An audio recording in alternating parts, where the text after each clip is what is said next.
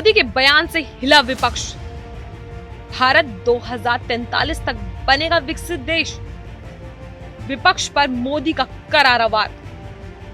Demography, democracy और demand से बदलेगा भारत। प्रधानमंत्री नरेंद्र मोदी ने कल लोकसभा में राष्ट्रपति द्रौपदी मुर्मू के अभिभाषण पर धन्यवाद प्रस्ताव का जवाब दिया। इसी दौरान उन्होंने न केवल विपक्ष पर जमकर निशाना साधा बल्कि देश के भविष्य को लेकर एक बड़ा संदेश भी दिया। मोदी जी का कहना था कि अभी तो ये हमारा तीसरा टर्म है, आगे भी काम जारी रहेगा। प्रधानमंत्री के इस बयान ने विपक्ष को हिलाकर रख दिया और सदन में जोरदार ठहाके गूंजने लगे। अध्यक्ष जी, मैं विश्वास से कहता हूँ हमें और बड़े लक्ष्य पार करने और हम करके रहेंगे। और माननीय अध्यक्ष जी, ये तो अभी हमारी तीसरी ही टर्म है।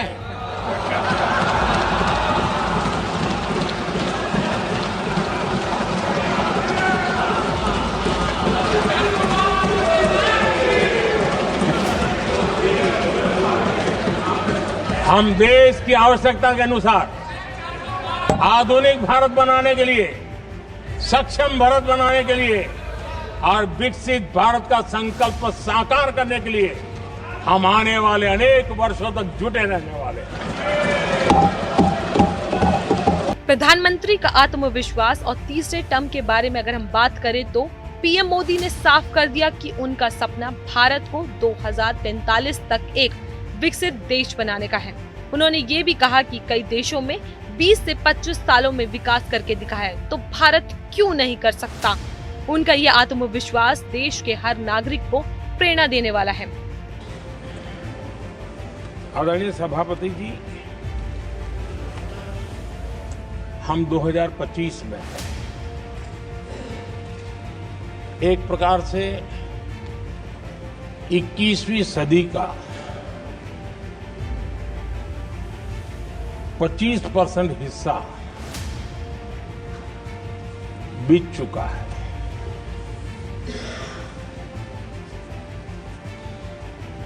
समय तय करेगा 20वीं सदी के आजादी के बाद और 21वीं सदी के प्रथम 25 साल में क्या हुआ, कैसा हुआ।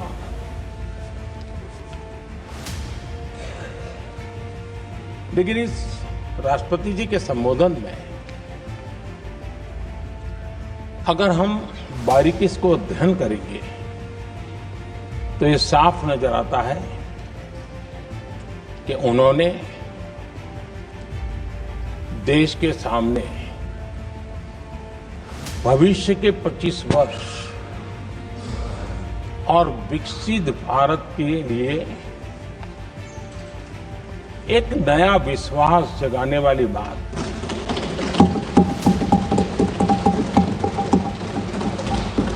एक प्रकार से आदरणीय राष्ट्रपति जी का ये उद्बोधन विकसित भारत के संकल्प को मजबूती देने वाला है, नया विश्वास पैदा करने वाला है और जन सामान्य को प्रेरित करने वाला। वहीं प्रधानमंत्री ने विपक्ष के नेता राहुल गांधी पर भी निशाना साधते हुए कहा कि केवल आलोचना करने से देश का विकास नहीं होता। उन्होंने कहा कि अब वक्त आ गया है कि सभी दल मिलकर भारत के विकास के लिए काम करें। उनका ये बयान दिखाता है कि वे व्यक्तिगत राजनीति से ऊपर उठकर देश हित की बात कर रहे हैं। पीएम मोदी के भाषण में ये संदेश भी स्पष्ट था कि हिंदू समाज की ताकत अब पहले से ज्यादा मजबूत हो रही है। सनातन संस्कृति को लेकर जिस तरह का जागरण देश में हुआ, वो आने वाले समय में भारत को उसकी गौरवशाली विरासत की ओर ले जाएगा। और वहीं प्रधानमंत्री ने अपने भाषण में वक्फ बोर्ड पर सीधे टिप्पणी नहीं की, लेकिन ये बात साफ की है कि उनकी सरकार ने वक्फ बोर्ड द्वारा की गई अस्थिरताओं पर शिकंजा कसना शुरू कर दिया है। कई मामलों में सरकारी जमीनों पर कब्जे और धार्मिक ध्रुवीकरण को लेकर वक्फ बोर्ड विवादों में रहा है। ऐसे में पीएम मोदी के विकसित भारत के सपने में इस तरह के संस्थाओं पर भी लगाम लगाने की जरूरत होगी। और वहीं 2030 और 2043 का विजन की अगर बारे में बात करें तो पीएम मोदी ने कहा था कि भारत में डेमोग्राफी, डेमोक्रेसी और डिमांड तीनों है जो किसी भी देश के विकास के लिए जरूरी है। उन्होंने जोर देकर कहा कि जब 2043 में हम आजादी के 100 साल पूरे करेंगे तब भारत एक विकसित देश होगा। और मैं विश्वास से कह सकता हूं कि 2047 जब आजादी के 100 साल होंगे, विकसित भारत का जो संकल्प देश ने लिया है, ये बजट सत्र, ये बजट एक नया विश्वास पैदा करेगा, नई ऊर्जा देगा कि देश जब आजादी के 100 साल मनाएगा तब विकसित होकर रहेगा। 140 करोड़ देशवासी अपने सामूहिक प्रयास से इस संकल्प को परिपूर्ण करेंगे। इस भाषण के बाद प्रधानमंत्री के आत्मविश्वास और स्पष्ट संदेश ने विपक्ष को पूरी तरह से चुप कर दिया।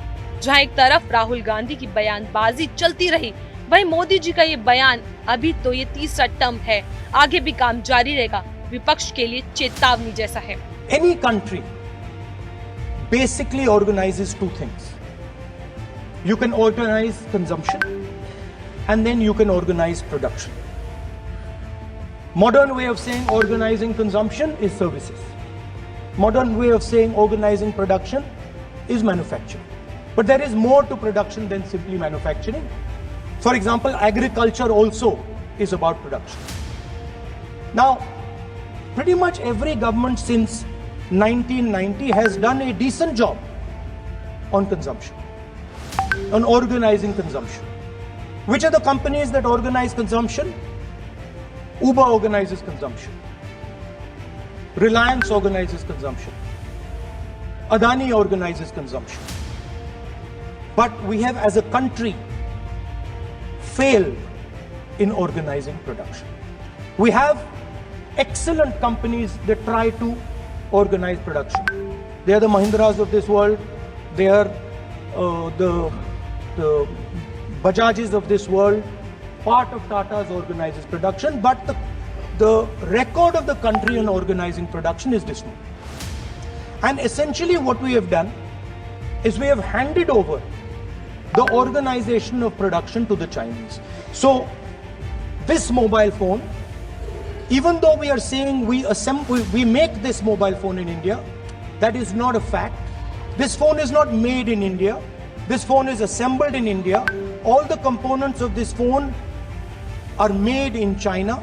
The network that has produced this phone is made in China, is owned by China. So every time we use a phone, every time we wear a Chinese shirt, a Bangladeshi shirt, every time we wear a pair of Chinese sneakers, we are paying a tax to China.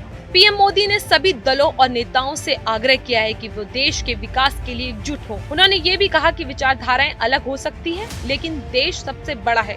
इस संदेश के बाद उन्होंने हिंदू समाज को ये भी भरोसा दिलाया कि देश का नेतृत्व अब उस दिशा में है जहां धर्म और संस्कृति को सम्मान मिलेगा। तो क्या पीएम मोदी का ये बयान सिर्फ आत्मविश्वास है या एक नए युग की शुरुआत का संकेत? क्या भारत सच में 2043 तक विकसित बन पाएगा? क्या देश की जनता इस यात्रा में साथ देगी? कि आपकी क्या है राय? जानकारी को लेकर हमें कमेंट सेक्शन में जरूर बताएं। तब तक के लिए नमस्कार।